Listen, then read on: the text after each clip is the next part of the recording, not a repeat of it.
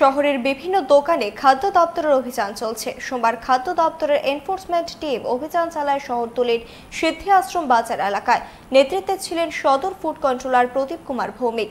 অভিযানকারী দুটি দোকানে ভেজাল খুঁজে পান আধিকারিকরা। তাদের বিরুদ্ধে আইনি ব্যবস্থা করা হবে বলে স্পষ্ট জানিয়ে দেন ফুড কন্ট্রোলার। আজকে আমরা প্রথমে বটতলা বাজার ভিজিট করেছি, সেখানে আলু পেঁয়াজের মূল্য আমরা যাচাই করেছি। পরবর্তীকালে একটা কোম্পানির উপর ভিত্তি করে সিদ্ধি আশ্রম শিব দুর্গা ভ্যারাইটিস আমরা এনকোয়ারি করেছি। এনকোয়ারি করে দেখলাম সেখানে যে ঠান্ডা পানীয় যেটার দাম 99 টাকা, সেটা 110 টাকা বিক্রি হচ্ছে। এই ব্যাপারে একটা স্পেসিফিক কমপ্লেন সিএম পোর্টালের চিফ মিনিস্টার পোর্টালে এটা ছিল, সেটার উপর ভিত্তি করে আজকে আমাদের অভিযানে এসে আমাদের এটা সত্যতা পেয়েছি।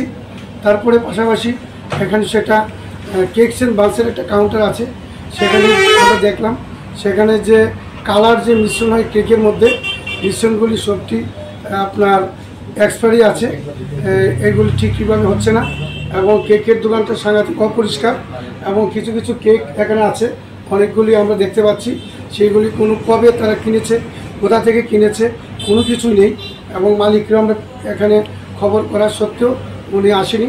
সেখানে ম্যানেজার আছে, ওনাকে জিজ্ঞাসাবাদ চলছে। আমাদের সাথে ফুড সেফটি আছেন, আমাদের সাথে লিগ্যাল মেট্রোলজি আছেন, ওরা ওনার দপ্তরের নিয়ম মোতাবেক তারা কাজ করছেন। পরবর্তীকালেও এই জারি থাকবে।